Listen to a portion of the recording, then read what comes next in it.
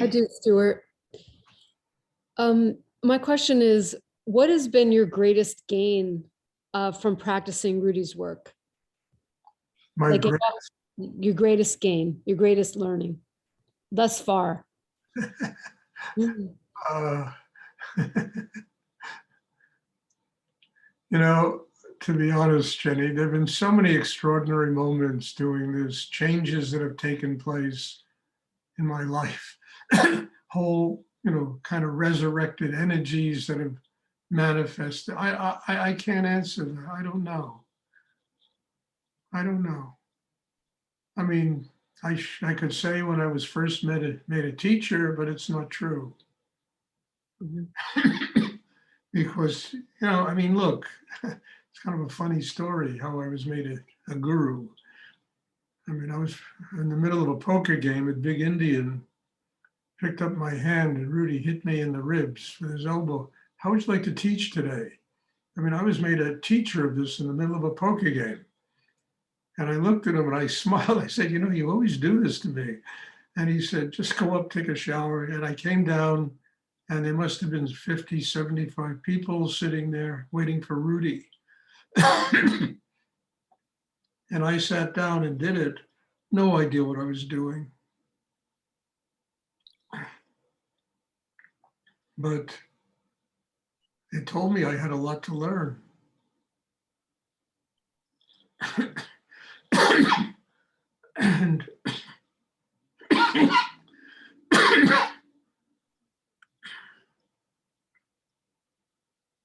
And then after the class, Rudy came out, he was happier than I was, gave me a big hug and he said, well, next year at Big Indian, first you'll teach, I'll teach, then you'll teach, and then we'll show cartoons. I started to laugh. I said, Stuart, you really better learn this because you can be replaced by the Roadrunner, for God's sake. And it took years to really master this work. To get it to a place where it was not only the depth of my inner work, but nurturing other people.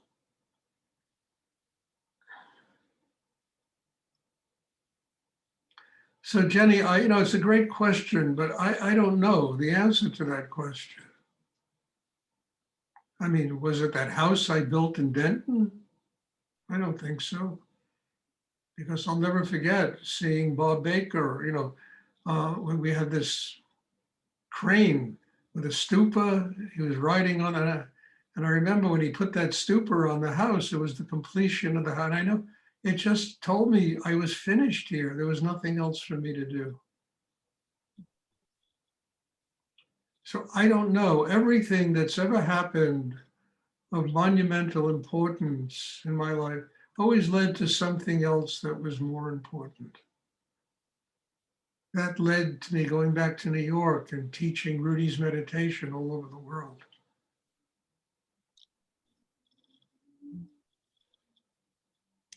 Thank you. I just don't know the answer. There have been so many monumental. I mean, was it the airplane crash I was in with Rudy? I don't know. Mhm. Because everything always was like a dialectic. It came together and it gave birth to something new. And when it gave birth to something new, that was significant in my life because it gave me another mountain to climb and another way to get stronger and deeper, more connected with God, more open. So I don't know. It's so many. Thank you. You're welcome. Does anyone else have a question they would like to ask? I have a question, Stuart. This is Melissa. This one? Hey.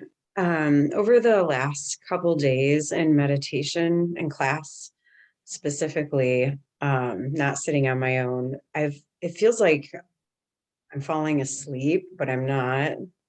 And my experience of the subtle body is either I can't feel it or it's like so big and intangible, I can't really feel it either. So it's just a really different experience, especially the falling asleep thing. Listen, Melissa, you were ready to open to a really major new level in your life. And what you described to me was your resistance to going there. The falling asleep, the subtle body, it's all resistance to taking a really major step in your life. You're ready for it. And as you continue to go deep, it'll all open that way. It'll take you to a whole different plane of consciousness. You'll see the world differently. You'll see yourself differently. And a lot of the insecurity is going to disappear. So, what you're telling me is that basically, and, the sleep, to this, it's just resistance to taking that step.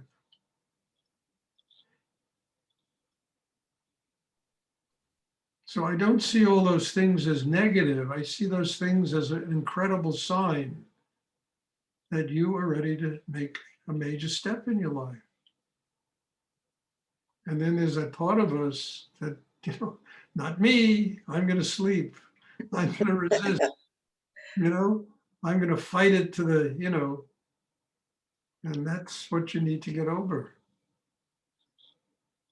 So to stay the course, continue with the practice, and then it Yes, works itself out. it all works itself out, and it all gives you the strength to get to the other side of that kind of resistance. Okay, thank you very much. You're welcome. Does anyone else have a question they would like to ask?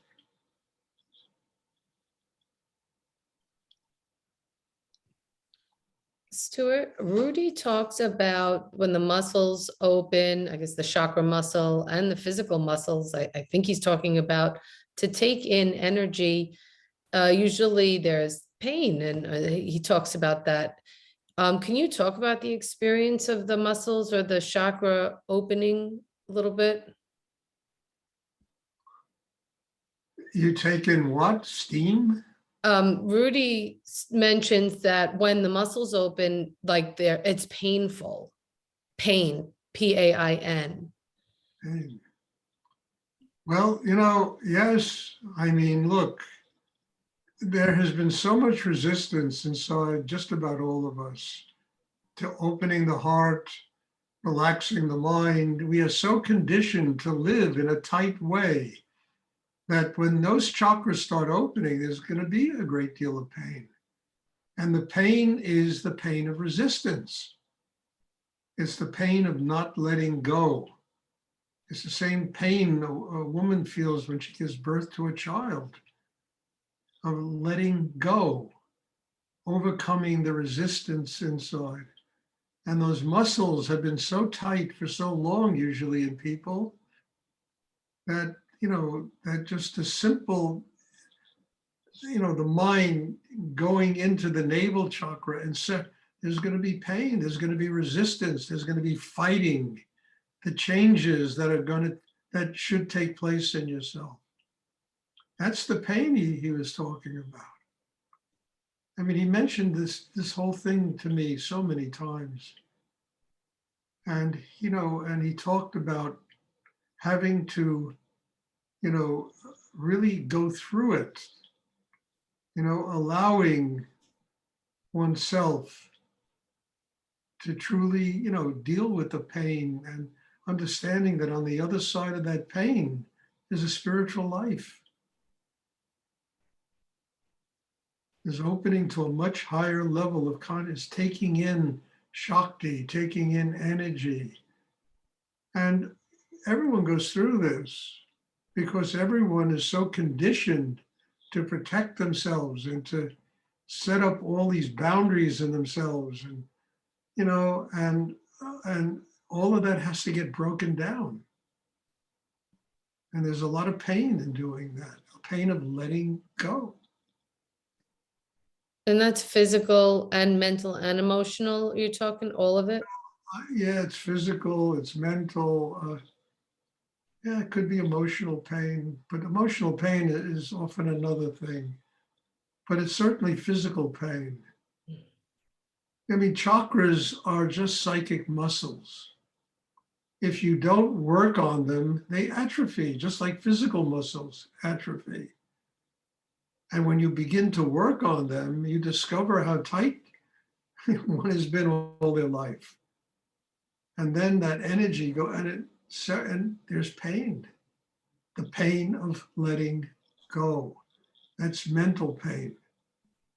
The physical pain is the energy going in the air, the energy, the prana going into the chakra and expanding it. And there's going to be physical pain. But eventually, you get to a place in yourself where you just let it go. Understand, you can deal with the pain. You can surrender the pain. You can go above the pain. Because I've learned in my life, pain has a frequency. You can go above it. You can psychologically, psychically, in every way, go above the level.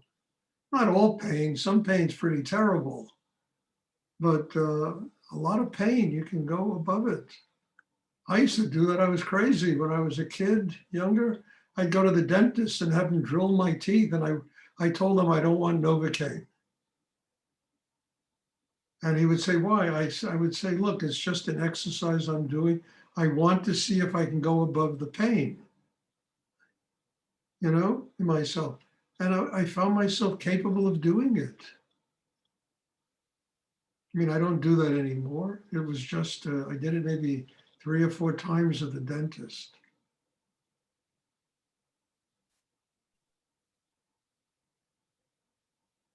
So we want to build a system that's capable of doing that.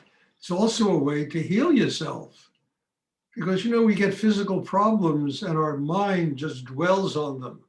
And we bring so much energy to them that these problems get bigger and bigger. We feed them. But if you can detach yourself from them and not feeding those physical problems, they often heal up 3, 4, 5 times quicker.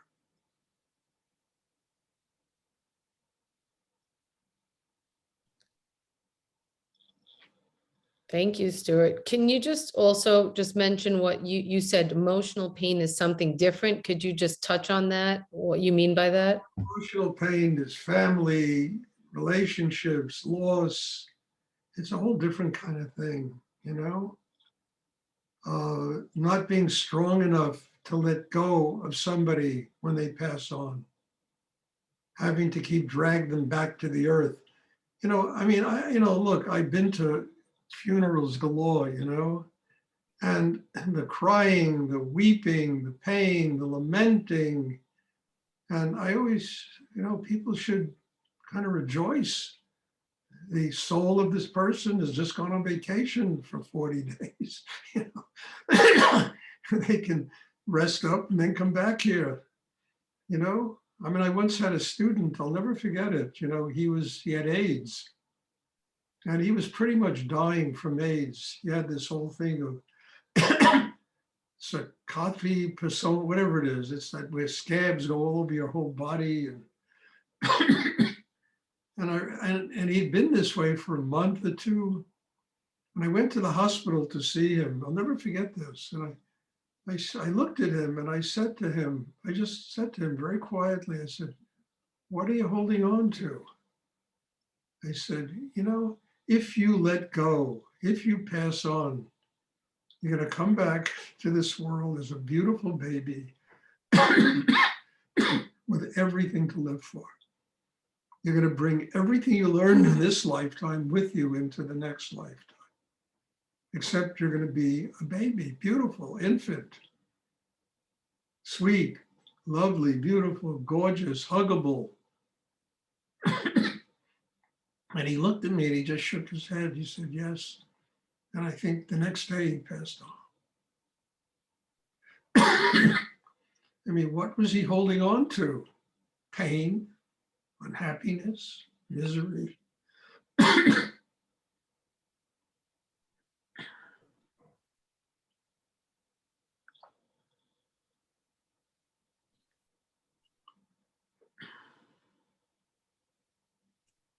Thank you, Stuart. You're welcome. So emotional pain is a different thing. It's pain of loss, pain of separation, pain of, relationships, that kind of thing. Does anyone else have a question? Hi, Stuart. It's Matt. Yes, Matt. Given the events in Europe the last 48 hours or so, would Rudy have had anything particular to say about the situation and how we Yeah. might regard it? I asked him, Rudy, I need energy. I need Shakti. I need you to support what I am trying to do here. And he agreed. He agreed. You have to know how to ask it. And I do, this thing has gotten big. It's gotten a lot of people. Small class is 30 people now. And I, I went up and I just told him, I said, look, I'm not 40 years old anymore. If I have to do this and serve God in the world, I need the Shakti. I need the energy to do this. He said the same thing to Nityananda. And they both, just smiled and yes.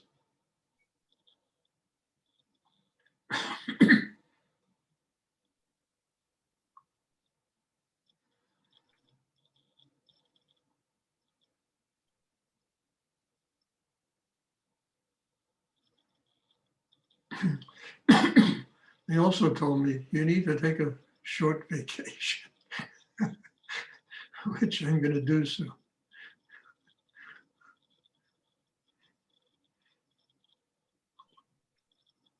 Your guides, your teachers, whoever they are, they support you, especially if you do deep spiritual practice.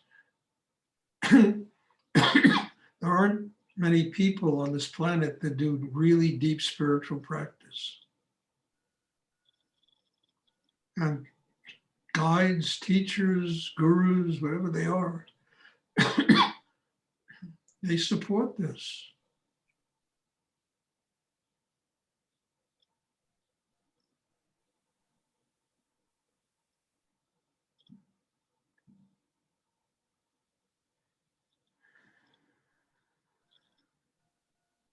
I mean, I have to go for the energy somewhere. So I go into the cosmos and, plug in my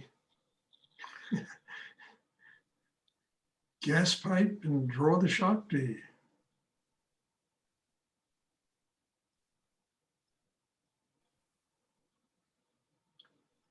Does anyone else have a question they would like to ask?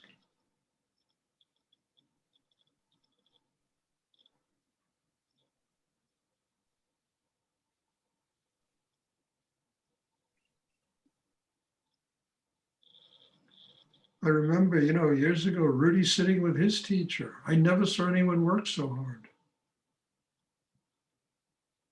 Sitting there, taking in the Shakti of Muktananda, taking in that energy. And he told me before the satsang, he said, Stuart, don't chant, just work with the energy. And I remember sitting there for 40 minutes, 50 minutes, everybody's chanting, and I just sitting there and drawing the Shakti from him, from Muktananda, and trying to get it into my system so I can grow with it.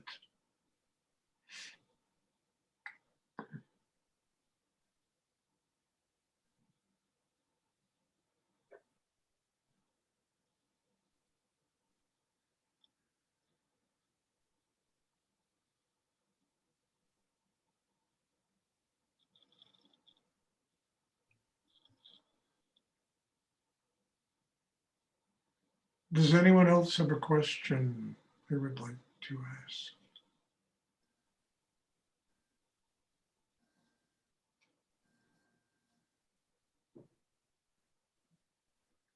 Okay, if there are no more questions, just one announcement. On Monday, I have to go get another one of those eye treatments. I'm hoping this is gonna be the last one. So I'm not gonna be able to teach the class Monday night. There will be a class on Sunday, but Monday I have to take, I mean, I can't do it. It's not possible. So I'm just telling you this. So if you don't get an invitation Monday, don't think I've skipped town, you know. I haven't. And then on the 5th, which is a Saturday, I'm going on vacation for a week. I'll be gone for a week. And there probably will be classes, but I don't guarantee it, you know? Depends on the Wi-Fi, depends on a lot of things. But if there aren't classes, know that on the Sunday following, there will be a class on the 13th.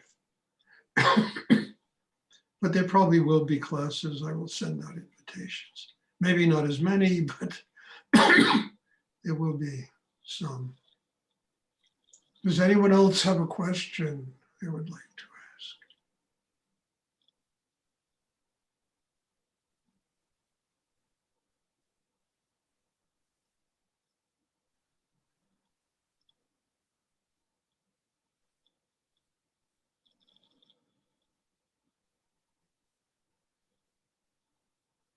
Okay, you know, I always end this with, you know, the gratitude I have for all of you being here, for just being able to sit here with everyone and doing this inner work and growing because of it and developing a deeper connection with God. I couldn't ask for more out of life. And I'm very grateful to all of you for being part of this. So God bless you all. And I will see everybody hopefully on Sunday. Have a good weekend. Thank you. God bless you, Stuart. Thank you. Thank you. Thank you, Stuart. Good night. Thank you, Stuart. Thank you, Stuart. You're welcome. Thank you.